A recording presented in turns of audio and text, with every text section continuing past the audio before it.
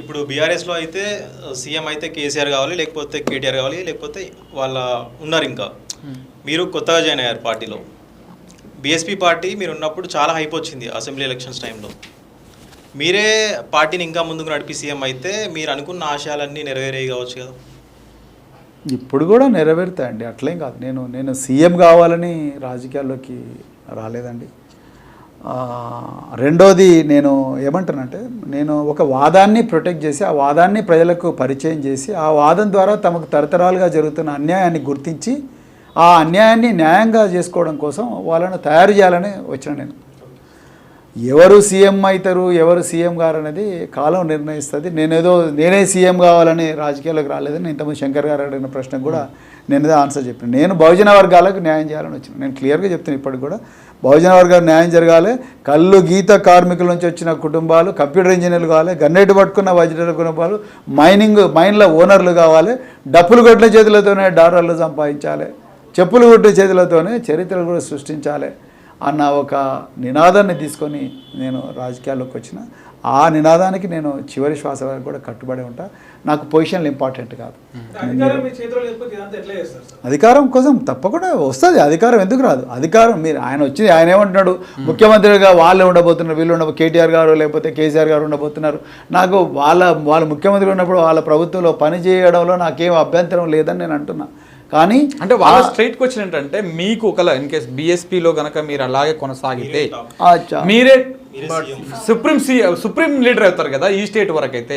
So కాబట్టి మీకు ఇంకా ఎక్కువ స్పేస్ ఉంటుంది, మీరు ఎక్కువ సర్వీస్ చేయొచ్చు ఇదే బహుజనులకు. మీరు ఇందులో అది సరే, అది న్యాచురల్ చాయిస్, న్యాచురల్గా అట్లా జరుగుండేదేమో. కానీ ఇప్పుడు ఆ పరిస్థితి లేదు కదా శంకర్ గారు. కట్టడి చేశారు కాబట్టి మీకు అది లేదని అంటే చపల చిత్తమైన నాయకత్వంతో నేను పనిచేయలేను. అంటే ఒక నిర్ణయం తీసుకుంటే ఆ నిర్ణయం మీద నిలబడే నాయకుని దగ్గరనే నేను పనిచేయగలను. అంతే, రైట్.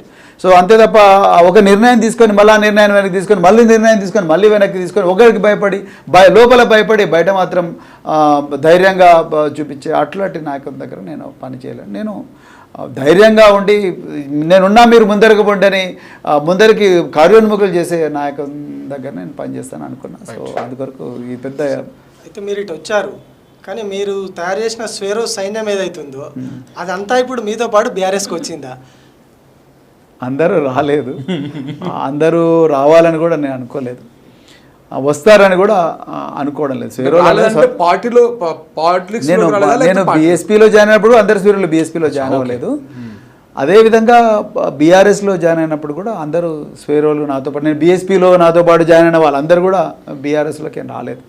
సో స్వేరోలు అన్నది స్వతంత్రంగా ఆలోచిస్తారు. స్వేరో అనేది మీ టాపిక్లో పెట్టుకున్నారు కాబట్టి స్వేరో అనేది ఒక కులానికో మతానికో పరిమితం కాదు, ఒక కులానికో మతానికో వ్యతిరేకం కూడా కాదు. స్వేరో అనేది నీ సొంత శక్తి మీద.